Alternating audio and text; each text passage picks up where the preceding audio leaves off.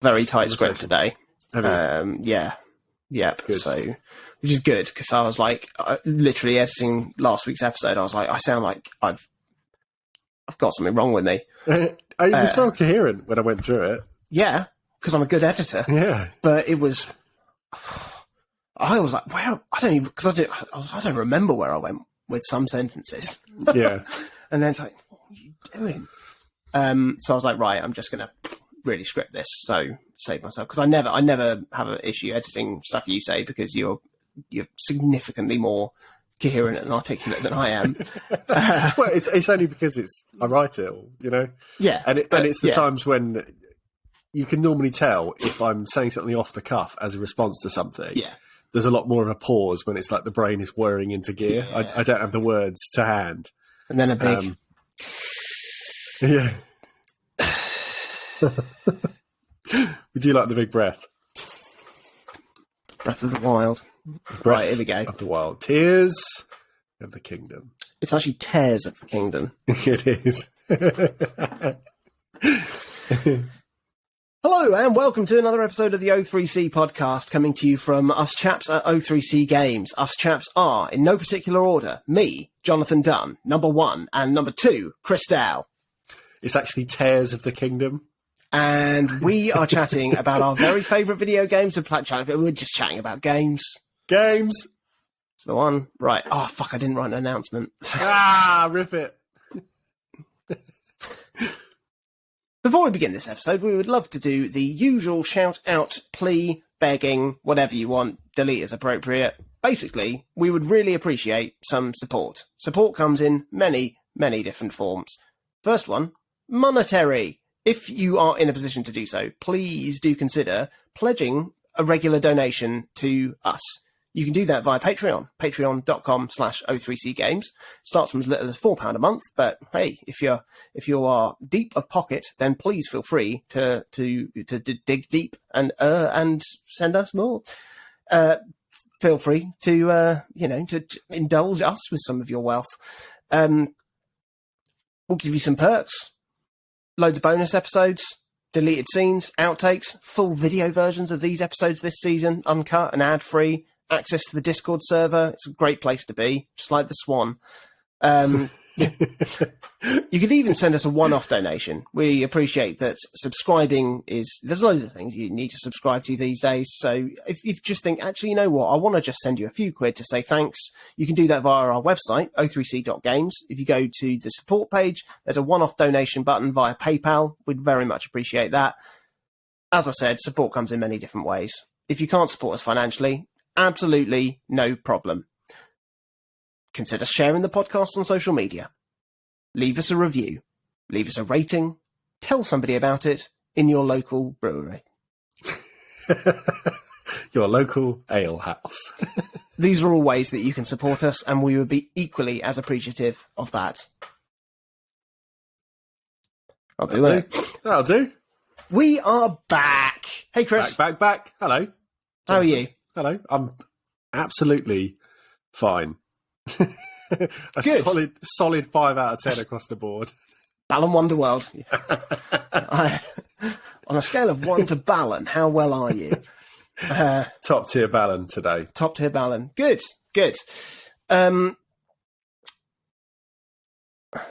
Last week, we had our Playdate update. It was a middling week. Well, I'll say that. It was a lowering week. It wasn't the best. It wasn't the best week of Playdate games, but it made for good chat, at least. This week, we're going to be doing a little stopgap between now and our next Playdate update. We're going to tell you what we've been playing in the last week. We're also going to be reveling in the news of the latest Nintendo Direct that's happened since the last time we recorded. And hey, let's get into that. Why not get into that? I'll give you a quick rundown of the highlights. Inevitable trailers for stuff we knew were coming, like Pikmin 4, Bayonetta Origins, Kirby's Return to Dreamland, the Advance Wars remake, Octopath Traveler 2, and of course, Legend of Zelda Tears of the Kingdom. There was DLC and expansion pass reveals for Xenoblade Chronicles 3, Dead Cells, Mario Kart 8, Birdo, Splatoon 3, Fire Emblem Engage, and the big reveal of Game Boy, Game Boy Color, and Game Boy Advance games being added to the Nintendo Switch Online service. And also the reveal of a new entry in the Professor Layton series being in development. There was a nice smattering of indie games shown off, such as Tron Identity. Oh, remember Tron? That's coming from Mike Biffle of Thomas Was Alone fame. Yes, yeah. Harmony, the fall of Reverie. I should have done that as a different tone every time. Harmony, the fall of Reverie, and the Harmony, the fall of Harmony, the fall of Reverie from the developers of Life is Strange. Yeah. Sea of Stars, the forthcoming RPG from the developers of The Messenger. Then there were some absolute surprises, like a modern port of Ghost Trick, an obscure cult classic hit from the DS, coming to the Switch, an HD remaster of Baten Kaitos 1 and 2, two obscure cult classic hits from the GameCube, a sequel to Fantasy Life, an obscure cult classic from the 3DS, officially the 73rd greatest game ever made, a new Samba de Amigo game, an obscure cult classic rhythm game based around monkeys with maracas, a remaster of We Love Katamari, an obscure cult classic game where you roll things up into balls until you consume the cosmos. And of course, the big announcement of the day for me, as for many, a full remaster of the original Metroid Prime, a cult classic from the GameCube. Chris, what were your particular highlights? Oh, I love a Nintendo Direct. Oh, we all do, don't we? Doesn't make you special. It is a special time. It makes me warm inside. I plan my whole evenings around it. It's honestly, silly. As Celine Dion says at Christmas, these are special times. They are. I mean, there was a lot revealed in this one, as you've just run through. They covered a lot of ground as well. I liked that at the beginning, by the third or fourth game trailer, you messaged our Discord group saying, who is this for? Because we had back-to-back combos of Pikmin 4, Xenoblade Chronicles 3 expansion stuff, and then things like Fashion Dreamer out of nowhere. Like, I'm not too proud to say I was half interested in something like Fashion Dreamer. Of course you are. I played a decent amount of the first Style Boutique on the 3DS. That's what it reminded me of, and I couldn't remember the name of it, I don't think it's connected, it's a different developer, but it scratched a similar Animal Crossing sort of dress-up itch, as well as the Happy Home Designer sort of freeform goal-type gameplay loop, because people would go, I need a summer outfit, and then you'd pull together all the bits you had and make something cool.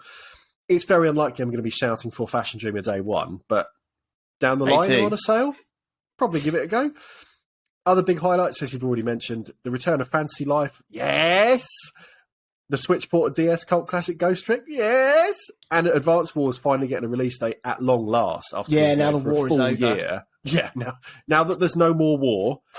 Jesus Christ, Nintendo, come on. But there were 3 games in particular I'm pretty interested to try out. That I will list now. Samba de Amigo. I can't express how happy I was to see a long-forgotten Sega franchise like this make a return. It was one of the Dreamcast games I always coveted because the original came with a full-size set of Maraca controllers that tracked your shakes. Unbelievable. And it was always meant to be a pretty solid rhythm game as well. Like, after doing a bit of research, because I never owned them, these controllers were not, as I had previously assumed, like using an accelerometer or gyro sensor. But apparently they had ultrasonic transmitters inside them that communicated with a connected sensor bar to very accurately triangulate their position. Amazing. So who knows? Full disclosure, like I said, I didn't own it. I've never emulated it because I didn't think it would really work, not having the controllers.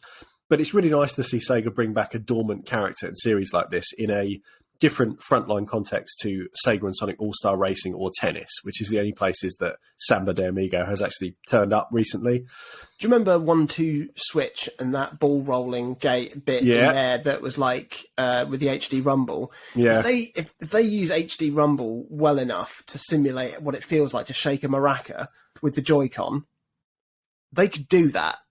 They could, and I bet they don't. Yeah.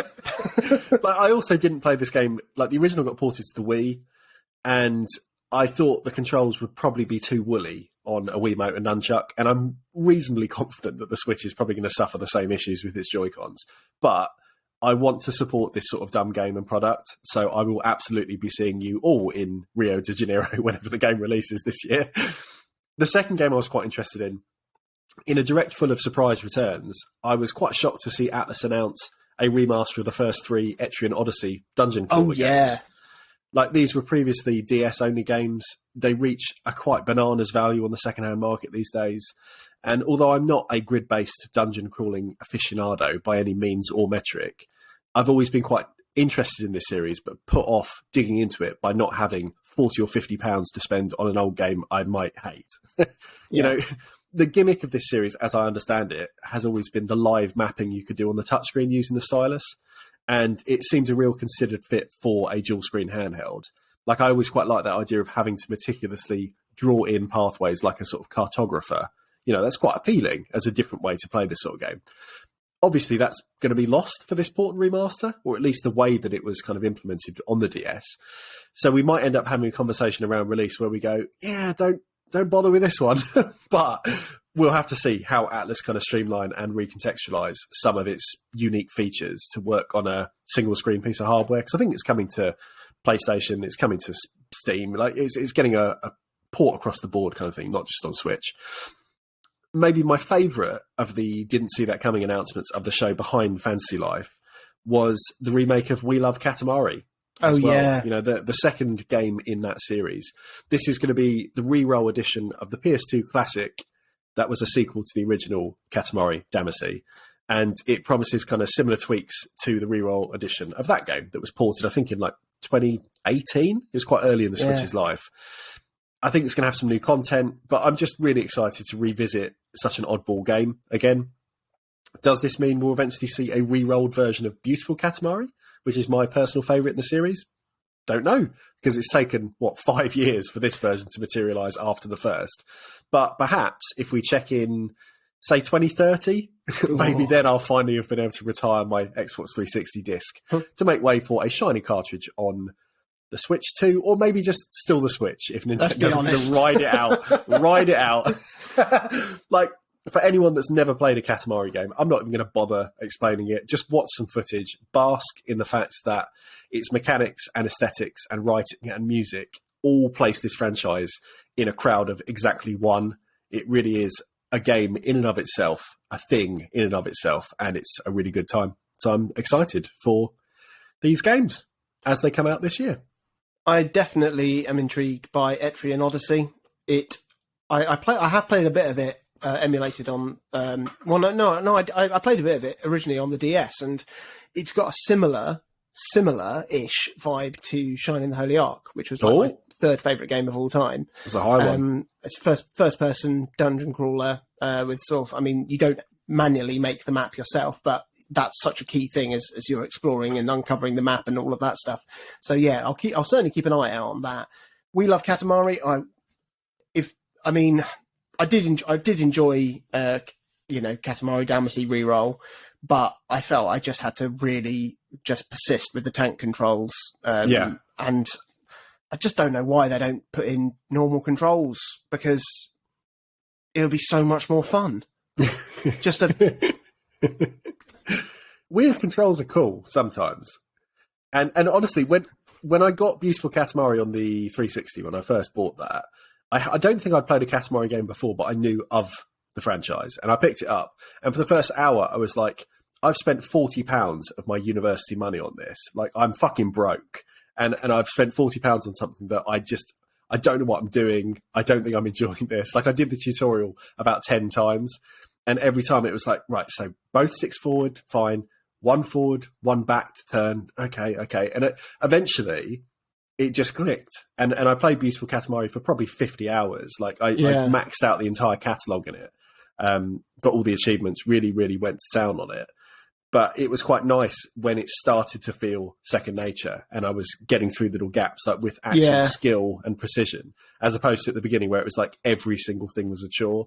So I fully get what you're saying. Yeah. And again, if I was playing this series for the first time now, maybe I wouldn't have that same sort of tolerance, as we found out that, just can't be bothered with a lot of stuff now in my mid-30s. Got things to do. But as a younger man, I enjoyed the challenge and it helped me to learn to love the game. Big highlight for me. Yes. Baiting Kaitos remasters. I mean, bananas. I had actually Absolutely heard a little bananas. rumour. I heard a rumour floating around like last week, and I was like, I'm sure it would amount to nothing because those games were pretty niche and obscure. I did play the first one, but I didn't really get on well with the card-based battle system, which was like the first time I'd really properly encountered that. Yeah. That's not true. Pokemon trading card game on the Game Boy Color. I did. But that was like, it didn't really feel like that because I was playing with so many familiar elements, I guess, in that. So it sort of made more sense to me quickly. And when I first played Bait and Kaitos, I was a bit of a JRPG purist in my thinking, wanted classic turn-based combat or nothing at all. Now I know better. I'm really looking forward to revisiting that first game and playing the second one for the first time because the games are absolutely stunning. They feature the music of Motoi Sakuraba working at possibly his absolute best, which is, I mean, really saying something. I've got a tentative excitement for Fantasy Life. Yeah. Now, Fantasy Life, well, long-time listeners will know that the original Fantasy Life featured on mine, Chris's and Minty's lists in our original top 100 lists in startlingly successive weeks as our, what is it, like 72nd, 73rd and 74th favourite video games, respectively. Wonderful life sim and RPG game, generally quite simple, but just really, really lovely and wonderfully satisfying and addictive game loop. Then there was a free-to-play sequel called Fantasy Life Online, released in Japan about 5 years ago. It eventually got translated and made its way over here, but I literally, in looking this up, I saw the servers have now been fully shut down as of last week. Jeez, it's been a real year for shutting live service games. Did you know that Everybody's Golf is now offline? Which version? The PS4? Yeah, the PS4 one. Yeah, because that's why I was racing to get the. I know. Oh, fuck off! You didn't shut up about it for weeks. Git.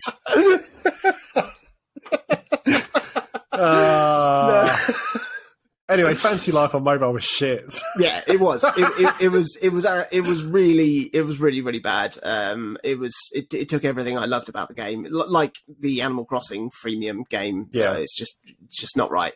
Bunkum and Splock. But this new game does look to be a true sequel to that original game.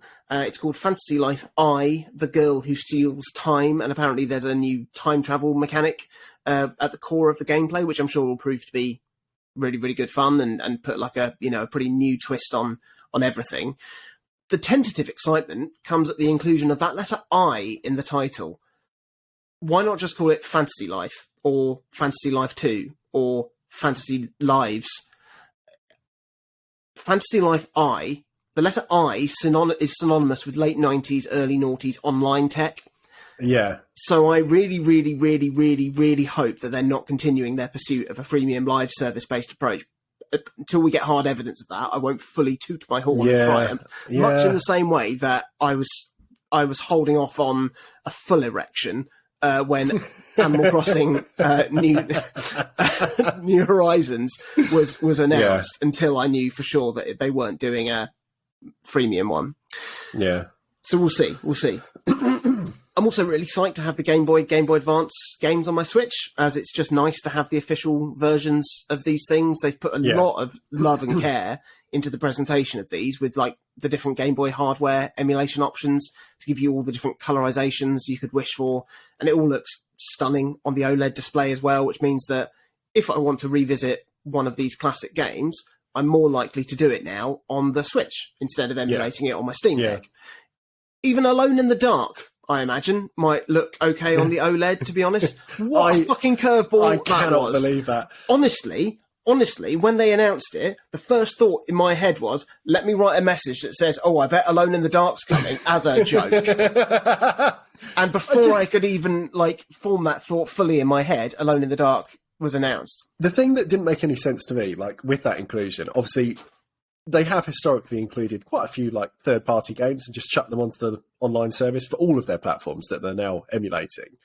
But every other game they announced across the Game Boy, the Game Boy Color, and the Game Boy Advance, even the stuff they were speculatively saying is coming later, they are all 10 out of 10 games. Yeah, it's a remarkable selection. If you're into kind of wanting to play some retro handheld stuff, this is about the best collection you're ever going to get. Yeah. And then they were like, and here's 2 out of 10 Alone in the Dark. Yeah. But the only thing such a strange one is I know there is a little bit of difference in like a bit of regional difference with some of these games. Like in Japan, they've got a couple of different games. They've got like a Mahjong game and some Fire Emblem games. And I wonder whether or not it was like they had something else lined up, but from like, who published Alone in the Dark? I think it was Infogrames back in the day, but I have no idea now. Well, so it could be that like whoever owns that were going to have something lined up, and then they were like, oh, actually, no, we can't do that because we're going to do this instead. So actually all we've got left we can offer you is Alone in the Dark to plug the gap. The only thing we have left. The only thing we have left. It's the only explanation. It's bottom of the barrel stuff. But this Direct was really only about one thing for me, really. The Metroid Prime remastered reveal genuinely took my breath away. And this is coming from someone who has literally just finished playing the community modded HD versions of those original games. And I went on record a couple of weeks ago saying that the community mods that the Prime Hack community has conglomerated would surely be better than anything Nintendo would ever do if they ever did get off their asses and release a modern port of Metroid Prime Trilogy. I have never been so wrong. Oh, ye of little faith. From the first few seconds of footage of Metroid Prime Remastered, it was clear that this was no mere quick port job with a few upscale textures. It looked like a full remake with all the mod cons that you could ever want. They also announced that you would be able to buy it immediately after the Direct on the eShop with a physical version to follow. But me being me, I'll tell you more about this later on when we talk about what we've been playing this week, because bullets have left guns quicker, which applies to both my purchasing of the game and subsequent completion of the game. Jesus Christ. Jeez, yeah. I'm looking forward to hearing about this then. What have you played this week? So I lost my notes there. Sorry. What are you playing? What are you playing? Chris, what have you played this week? I've played a few more games than usual this week, owing to coming down with COVID and missing a few days of work. Whoop-de-whoop. Yeah, whoop-de-whoop. I mean, I felt mostly fine on this particular corona cycle. Honestly, like, having COVID, that is Balan Wonderworld level. Yeah. I mean, it's been... sorry, I lost my place again. Sorry. I felt mostly fine on this particular corona cycle, which is positive. And luckily, the one thing I've not had at all is I haven't had any headaches. Like, when I last had COVID, I was really quite unwell. I felt like dog shit. And if someone said, do you want to play a game soon? I'd be like, no, thank you. I would like to sit and stare at the dark wall. Like, it wasn't conducive to having fun. But this time, you know, honestly, I can deal with being a bit wheezy. I can deal with feeling a bit lethargic as long as I don't have any pain in the old noggin. So I've naturally played a bit more Fairy Solitaire. I played a bit more Horizon 4, but I don't need to mention those again right now. So I'll talk about some of the new stuff that I haven't brought up on the show before. One game I've been playing is called Applejack. I always like seeing the faces I get from you when I just say a series of words. Yeah. It's a 2D puzzle platformer that takes pretty heavy influence from the lifting and chucking of Super Mario Bros. 2 or Mario Advance 1 for any GBA heads like you, Jonathan. Yeah. I played this game a decent amount back in the Xbox Live Indie Games days, as it was one of the standouts on that service. And it's been a lot of fun to revisit via Steam. You know, in each stage, you need to eliminate all the enemies by picking up and throwing them at other enemies. And at first, this is really straightforward, with every enemy easily dispatching any other. But then after a few tutorial stages, baddies become color-coded and then only take out like-coloured guys and gals.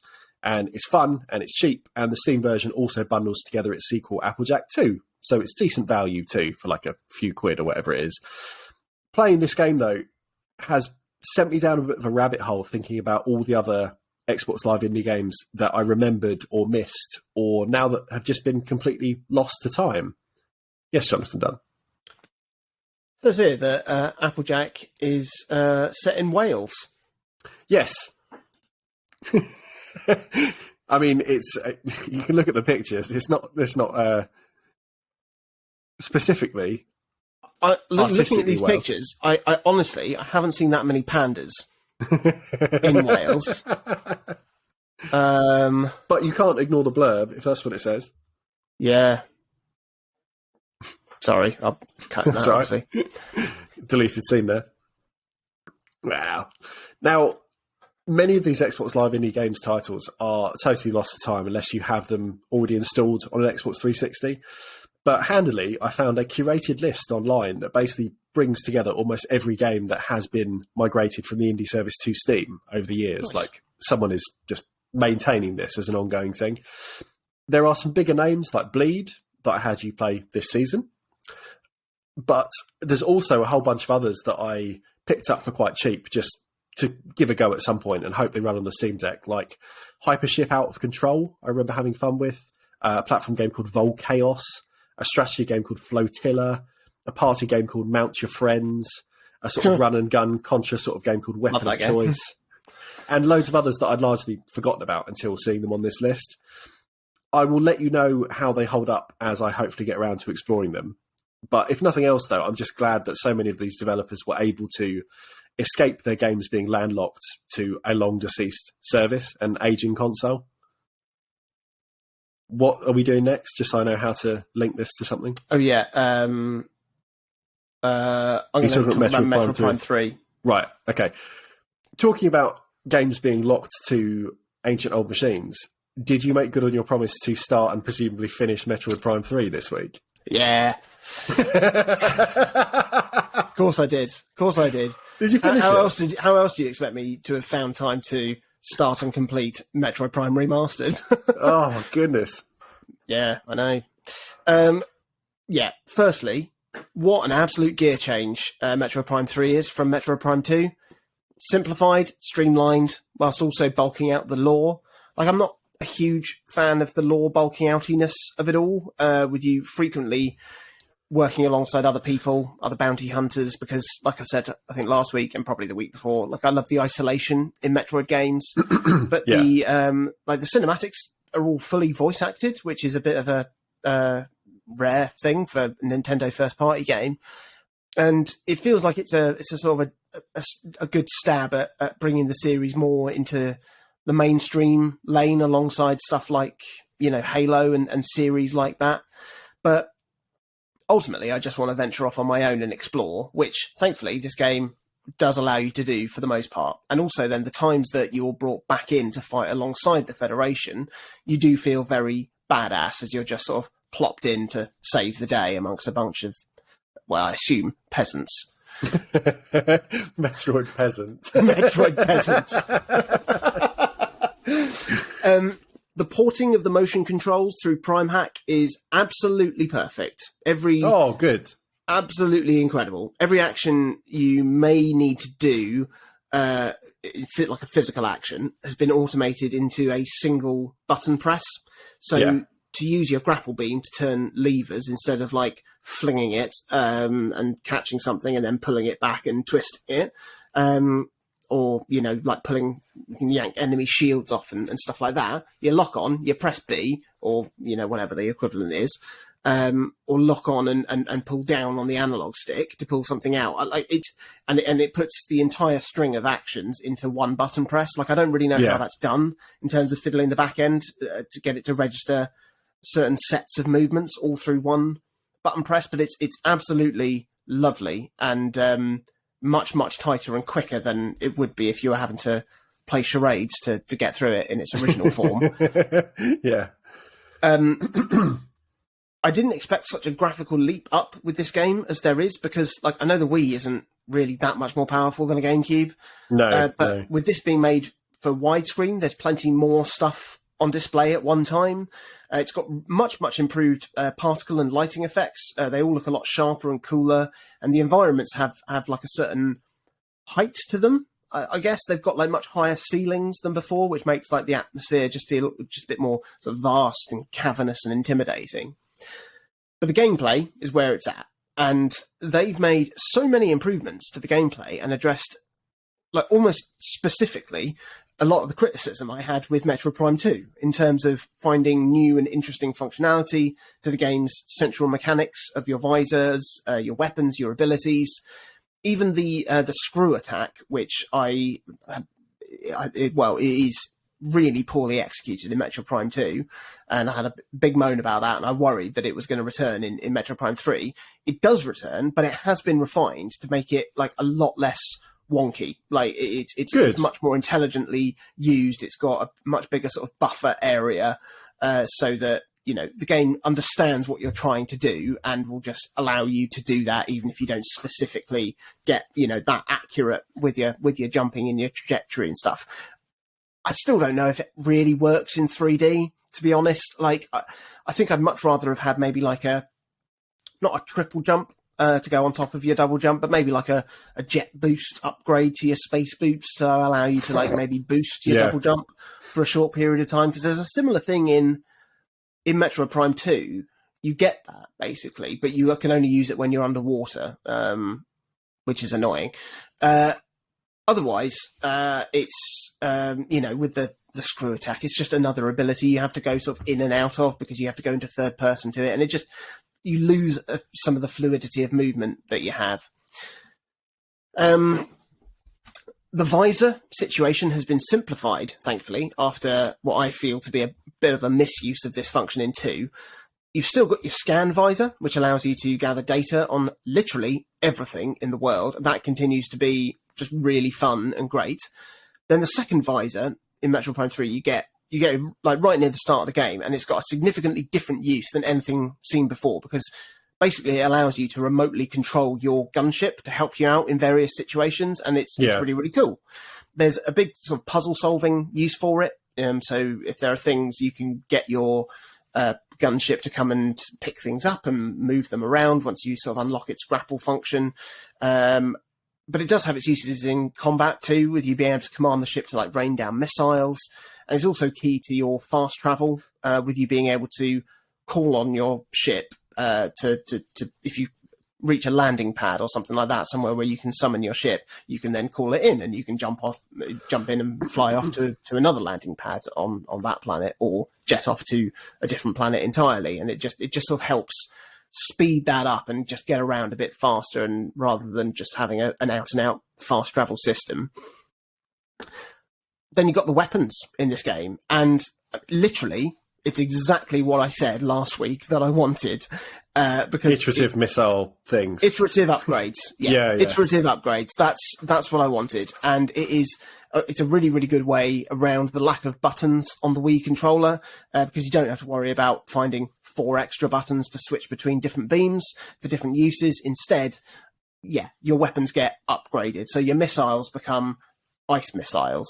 And that means, there's already another button for that. So it means that if you can do cold-related things with that, your main power beam gets a plasma upgrade to allow heat-related things to happen. And then you get like a more powerful beam, I think it's called the Nova beam, I think. And it's great because you just get that sense of increased power with every upgrade instead of increased admin. The new sort of, I guess, I call it a gimmick, but it's not. The new mechanic in this game is basically a phase-on fuel hyper mode, which makes you super powered for a short burst of time, and it's really fun. And you also need to find a tactical balance for it, because its use is fairly limited, and unless you only switch to it for like a couple of seconds, you do have to sacrifice an energy tank to use it, which is basically one whole health bar, and it means. Well, for one, there's a lot more uses for your energy tank upgrades than in the previous games, because, like, ultimately, once you've got like 7 or 8 energy tank upgrades, you're probably not going to die anymore. So it means that having like 12 as your maximum, it does feel a bit redundant. So it's nice to see, another use for them. And like I said, you do really need to sort of like get that balance right, especially in boss fights, because, if you want to go into a room, switch to hyper mode and blast out a few enemies, crack on, but in boss modes, like losing a whole health bar, just to, especially if you go into hyper mode at the wrong time where the boss can't be hurt or something like that, then you've just lost a whole health bar for no reason. Essentially. Wastefully. And you end up unlocking equivalent abilities to use whilst in hyper mode, so like a hyper morph ball, hyper missiles, hyper grapple, which all do like really cool and different powerful things. And again, it's another clever way around getting more variety out of less buttons on the controller. Yeah. The world is great. It's got loads of visual variety between the different planets that you go to. There's no real like copy and paste. Each planet will have a different theme and a different scheme. So you're not just, even like you're not seeing the same doors on every planet. You've got like this steampunk cloud city style homeland of the Chozo, I think like originally. Or you've got the acid rain doused homeworld of the space pirates. There's like the Federation command ship, which is all very slick and Star Trek-y. Then you find like an abandoned Federation ship that feels like it's like ghost ship drifting in forgotten space. There's a couple of other places you go to as well. It's great. And even though like having to travel around the different worlds is a bit of a faff, it does at least feel worth it when you get to discover all these really, really cool and interesting places. Yeah. And I did actually, I liked a lot of the story, even though it does mean you have less of that isolation that I really do like. But like the wider Federation stuff is quite interesting as it's getting more depth on like the Space Pirates history. I've been watching too much Dune. The spice trade. Yeah. And you do see a couple of other rival bounty hunters, they are actually different to the ones that you come across in Metroid Prime Hunters. And the ones in Metroid Prime 3, they make for fantastic boss fights because those bounty hunters inevitably get corrupted and they turn on you, and they've got wildly different mechanics and abilities to what Samus has. So yeah, they're really interesting and really cool. And it's also cool to see like this phase-on related story reach a bit of a conclusion, as there are some things that cast like Metroid Prime 1 and 2 in a different light slightly, and things that sort of link up those games. And yeah, it's great. It's a fantastic conclusion to the trilogy. And I know, the gap between 3 and 4 is possibly infinite. Yeah. There are a lot of really exciting prospects for Metroid Prime 4 if they do continue and try and like refine and improve the formula and mechanics in the game. I mean, boy, oh boy, like even though I think Metroid Prime 2 is weaker than those two games, it's still like a phenomenal trilogy of games. What are your out of 10 rankings of the three? 10, 9, 8. No, yeah, 10, 9, 8. So 2's still getting an 8? Yeah. Yeah, okay. I think that's pretty solid. Yeah. 10, 9, 8. Well done, Nintendo. Well done, Retro Studios. What have you played? What else have you played? Hang on, let's get to the right place. I've been playing another old game. This is definitely a week of kind of replaying old stuff, it seems. I've been back on the PlayStation 2 version of The Sims this week. Like, you might remember me and Georgia playing this back when... You might remember me and Georgia playing this way back... Sorry, I've lost what I've said here. You might remember me and Georgia playing this way back when via the PlayStation 3, but this was yet another title like Earth Defense Force where my save was lost owing to that particular console frying. Yeah. And it's taken until now for me to want to start a fresh game. Like, there's something about seeing Georgia play The Sims as much as she does, that there's always something in my mind that's like, I want to take part.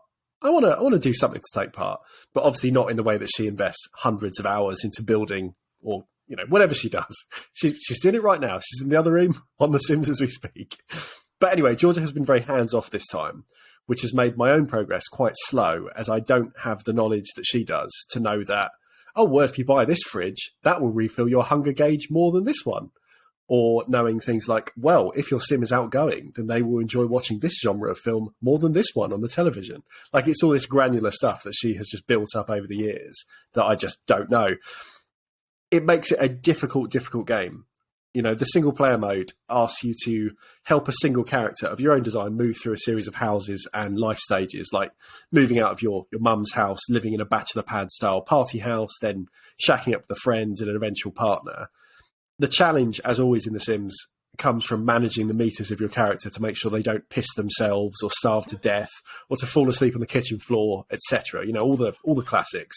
Yeah, or just survive your 20s, as that's also known. Exactly. I mean, what stood out to me during this playthrough in particular is how well The Sims, or at the least this particular story-based iteration of The Sims, captures the feeling that life is an almost impossible balancing act.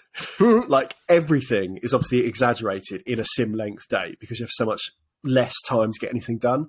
But all of your micro decisions come at a huge cost sometimes. So if you want to keep your fun meter high, because who doesn't like having fun, it means that you're probably not going to get promoted at work because you won't have the time to work on your body or charisma or knowledge stats that your career is going to demand. If you want to let your sim have a nice relaxing bath, because I like a bath, you're trying to boost your comfort meter, you're trying to give them a nice evening, it means you probably won't have time to cook a fulfilling meal. So the next day you're going to end up fucking starving for your whole day at work, and your simmer is then rattier, and then your social stats come down. It's all just, give and take constantly. Couple this with the fact that Sims have to work 7 days a week. They don't get weekends. And it paints... It's a Tory government, I assume. Yeah. I assume it is very, very right-leaning, very authoritarian. And it paints a really compelling, though bleak picture of human existence. Like, whilst I've been playing this, a quote that I have kept coming back to is Mark in Peep Show preparing breakfast, I think in the final series, and he's thinking to himself, butter the toast, eat the toast, shit the toast. God, life's relentless. And I don't know if any game that I've ever played has captured that feeling as well as this strange PlayStation 2 spin-off of The Sims, honestly. Incredible. So, in a weird way, as clunky as it is, as annoying as it's been to make progress, it's worth playing. I think it's something that is worth playing because it really does capture a feeling in a very, very particular way that I can't think of any other examples of. Metroid? I mean, let me tell you, do you want to hear about Metroid Prime Remastered? Go on. Now, I know that I tend to verge on the villainous side when it comes to how aggressively I play video games. Yeah. Oh, you're villainous. That's a good word. But even I have my limits of how much I'll play a game, how many times I'll play it, etc., etc. So it says a lot that I've just finished playing like 50 hours of Metroid Prime gaming, and yet honestly couldn't play Metroid Prime Remastered quick enough. I was beyond blown away by the reveal trailer, and I couldn't wait to see it running in person, especially on that deep and crisp OLED display. And I'm saying this now, this is the best looking game on the Switch. Wow. Absolutely. Honestly, it meets my expectations of what a full, from the ground up remake of Metroid Prime would be. Yeah. It looks like it's been made in a brand new engine, mostly because of just how stunning the lighting is in the game, how crisp so many details are in the game that just weren't there in the original to be enhanced. Like the conceit of you being inside Samus's visor means that some of the visual effects like rain and steam on your visor look even better than ever. There's just brilliant detail in the rain, especially where like you can even see the raindrops bouncing off your gun. It looks lovely, and it feels very reactive because like if you then look up, the raindrops start to run down the gun. Oh shit! It's yeah. Honestly, like what are they doing? What? It's a simple thing, but it's entirely indicative of the level of care that's been shown to this remaster, and that is absolute precision in every element. Like when you look at side-by-side comparisons of the original game, you realise how much every element has been totally redesigned. The grass and plant life is so much more detailed and realistic.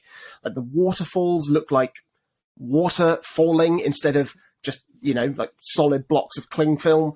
The rock and metal formations are just covered in beautiful texture and detail. It's fucking insane.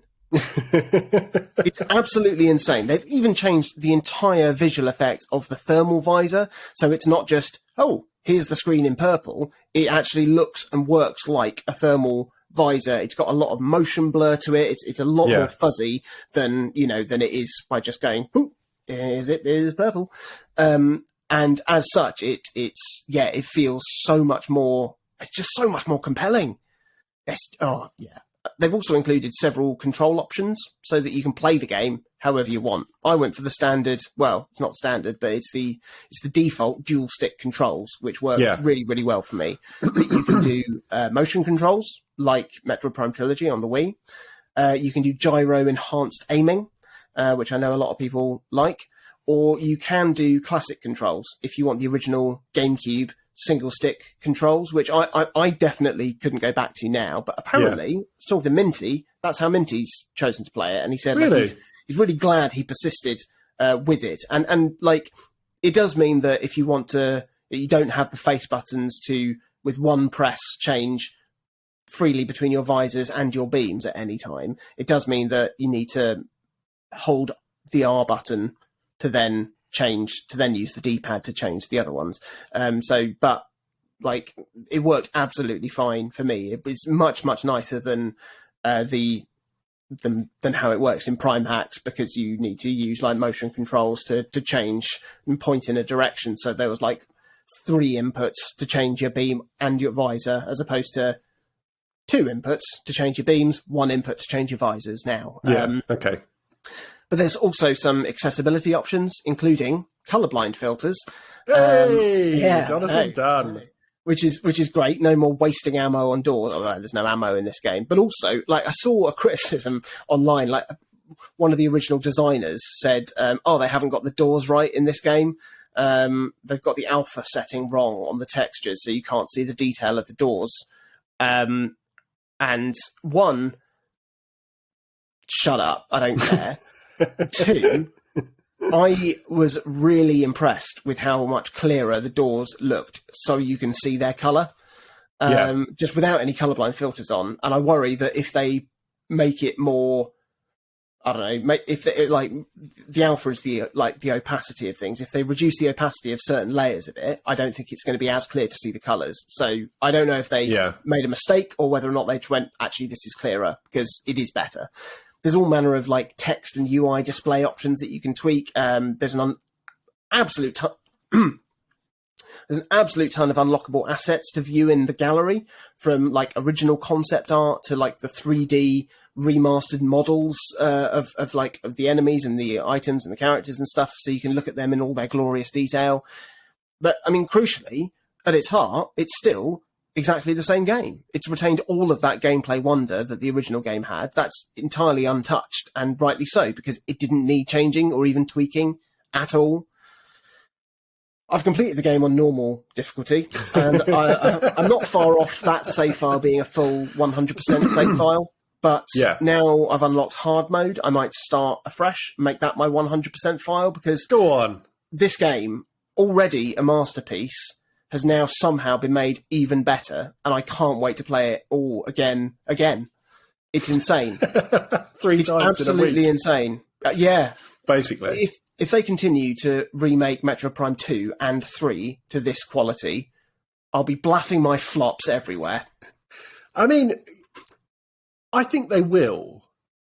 Yeah. My feeling is they will, because this rumour's been around for ages that it was just going to be the trilogy. A quick port.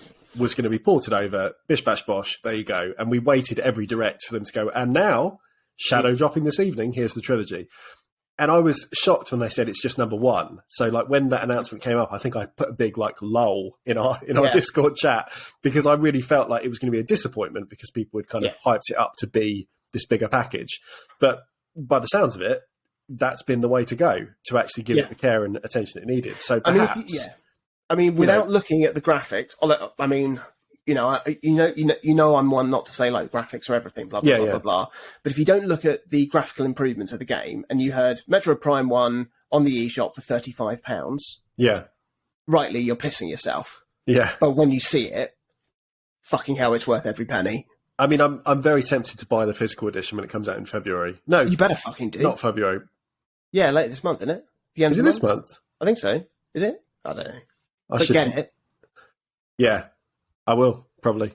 I like games.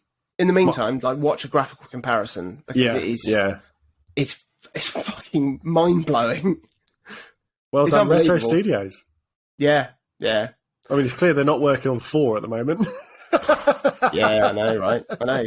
Well, it's the only, I mean, it's, you know, well, maybe this is... I mean, I played Metro Prime 1, Metro Prime 2, Metro Prime 3, and then maybe I have played Metro Prime 4 in Metro Prime Remastered. In a way, I've played Metro Prime 4 times. Way! And also, like an absolute loon. But yeah, Madman. It's weird now that I've finished it. I have been. What's the word I'm looking for? I've been influenced to finally play through the Metal Gear Solid series, because the only game I've played in that series is the Game Boy Color game, which is incredible. It is very good. Metroid. I've never played Metal Gear Solid on the PlayStation, Metal Gear Solid 2, 3, 4, 5, and I think that could be my next go-to on the Steam Deck.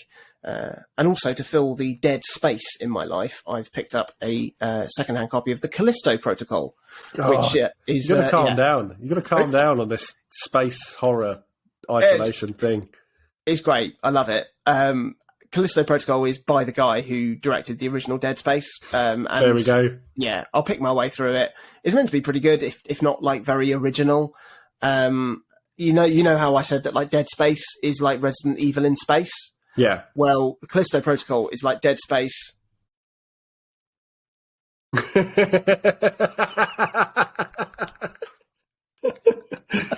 a good joke. Thanks. It's a good joke. Do you want to know the only other thing I played this week? Yeah. Have you played anything else? I played one more thing, and okay. This is essentially going to be the last piece of bread in the Metroid Big Mac that we've had today, isn't it? We've top and tailed. So you've got all like the juicy filling and the meat. You know, you got the lovely burger sauce on the top, the pickles, the onions, everything else. I'm just giving you fucking bread. This is a weird one even for me, I think. I've got really quite into Tom Clancy's The Division. Okay. And it's an open world third-person shooter that came out in 2016. It's set in New York in the aftermath of a flu pandemic when martial law has been imposed to attempt to quell like rebel groups and rioters and whatever else, you know, attempting to control a largely derelict and deserted city by that point. I don't know why I picked this up again. I played the opening hours of this game at launch on the PlayStation 4, but I dropped it pretty quickly because I wasn't that interested in the sort of content drip feed of the always connected game that this was looking like. But playing now via the Steam Deck, years after all new events have stopped being added, I'm actually really enjoying just sweeping the Ubisoft TM map of icons and events. You know, shoot these guys, collect these mobile phones, return these items, defend this base. It's all pretty simple stuff, but it feels good, it looks nice, and remarkably, if I did want to play online with people, there's still a group of regular players that you can team up with when stages get a bit tough, just bopping around the map alongside you. What I've really found interesting, though, I think the thing that's really made me stick with it, beyond the mildly problematic Tom Clancy narrative that has all civilians become like a shoot-on-sight threat in this world, because we probably wouldn't handle a pandemic like that, as we've seen in the last few years. Yeah. But playing this game post-real-world pandemic, you know, seeing it in a new sort of window of our own COVID response, because obviously, like I said, ours wasn't quite as violent as that depicted in the game, both in terms of loss of life, thankfully, but also in terms of military response. But the world building here in the posters and displays that really predict almost all of our hands, face, space style messaging that we used, it's really prescient that this was a few years before. And it's surprisingly affecting, like watching the introduction movie to this game as they're kind of like doing that sort of Adam Curtis style, you know, world's falling apart and here's a load of stock footage to kind of cut together in a certain way. It was quite, I don't know, it really got to me in a weird way because we've lived through a chunk of this in real life. So, you know, especially that I've been playing this whilst essentially being off with the virus that very much turned our own cities and towns into admittedly less violent ghost towns. It's been a strange experience. I won't lie and suggest I'm going to finish a gargantuan game like this, because even ignoring all the online player versus player stuff, there's probably 100 hours of missions and content to work through. But it has been surprisingly satisfying to play, and I would definitely pick up, and it would definitely pick up the rice pudding label from a few weeks back in terms of something that I'm just enjoying little bites of and feeling quite compelled to just keep going back. creamy spoonfuls. Yeah, little spoonfuls. The shooting satisfying, upgrading gear feels a bit like Phantasy Star Online. You're just constantly subbing in better stuff again and again. The little pockets of world building via flavour text or voice notes or these like 3D echoes of civilian clashes are all really cool. And it's just been really easy to log in, complete 2 missions and then log out. I think New York City in this game as well looks really good. Like if Spider-Man nailed the verticality of New York, The Division did a great job prior to that, showing the street level sort of grime and detritus. You know, you've got the rows of brownstone terraces, you've got all the rest of the compact shoulder to shoulder street level architecture that makes up New York. You've got the flashy bits like in Times Square and things like that. It's all wrapped in a dynamic snow system as well. That means that visibility sometimes is close to 0 as you're trying to pick off distant enemies through a snowy fog. And you've got like snowflakes swirling quite convincingly in the air. Like, it's a cool game. And again, in a sale, I think I probably picked up the Ultimate Edition or whatever you want to call it for about £8-9. Yeah. Like what I've really found for really sort of getting more involved in the Steam architecture and the Steam world, as it were, since having the Steam Deck, is just there is so much to play at such ludicrously cheap prices if you're picking things up in sales that I could never get through a 10th of my library, and yet I'm still adding to it because it feels like I'm missing out to not add some of these things to it. So that then when I sit down one day and go, oh, do you remember The Division? It's like, of course I do. I bought it 4 years ago and it's just sat in the library and it's ready to play. And that's really fun for me, at least. So there we are. That was your Metroid Big Mac. And we've got the name of the episode. There we go. There we go. Why don't you hop on social media and tell us what you've been playing in the last week? What did you make of the Nintendo Direct? What particular announcements piqued your respective interests? We're on social media at O3C Games on everything. So get in touch. Why not? Why not? Next week, we'll be back with our... hang on. We're going on holiday next week. Not together, but we will be seeing each other. So that's nice. We will. But it does mean that we won't be... we're going to be having a week... It does mean that we will be having a week off. The break week is before this one comes out, isn't it? Because the one I've just uploaded will be Monday, yeah. Oh, so that's all nonsense. Yeah, all right, fine. Fine. Next week, we will be returning with a Playdate update. It's a Playdate. Yeah, we're going to be playing Saturday Edition and Star Sled, and looking forward to playing those and talking about them. In the meantime, check out our website, o3c.games. You can reach out to us individually as well. I'm on Twitter at Jonathan Dunn. I'm at Chaz_Hodges. And we'll see you same time, same place. I mean, that's... Given the fact that you can listen to this podcast whenever and wherever, we will not, almost certainly, statistically, not meet you at the same time and same place next week. Horse shit. Brilliant.